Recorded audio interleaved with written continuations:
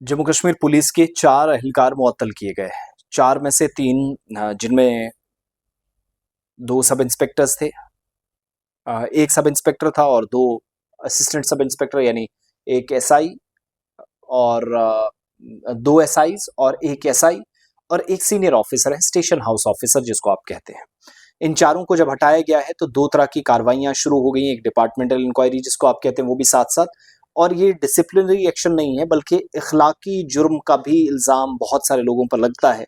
और वो इखलाकी जुर्म क्या हुआ है कि इन लोगों पर एक पॉक्सो एक्ट के तहत जब ये तहकीकात कर रहे थे तो संगीन किस्म के इल्ज़ामात हैं कि केस में गफलत बरती गई है, समझौता किया गया है, कॉम्प्रोमाइज़ किया गया है।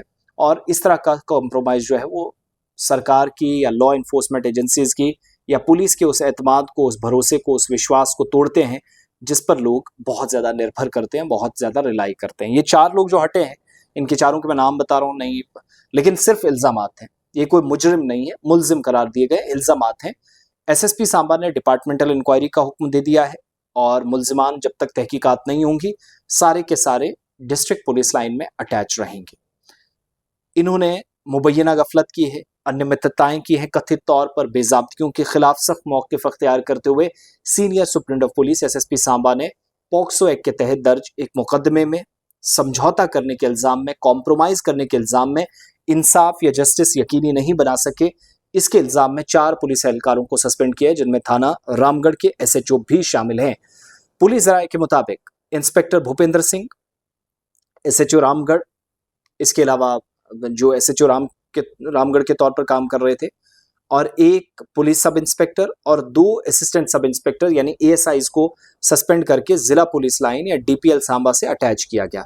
ये कार्रवाई डिपार्टमेंटल इंक्वायरी मुकम्मल होने तक बरकरार रहेगी और एसएसपी सांबा अनुराज कुमार साहब कह रहे हैं कि जब तक आरोप या जो एलिगेशंस लगे उनकी जांच नहीं हो जाती, तफसीली तहकीकात नहीं होती हैं, इसका हुक्म दे दिया गया है। डिपार्टमेंटल इंक्वायरी ऑर्डर हो गई है। हकाइक सामने जब तक नहीं आ जा सकते, इस हसास मुकदमे की तफ्तीश में जब तक जिम्मेदारी का तयन नहीं किया जाएगा तब तक वो सांस नहीं लेंगे।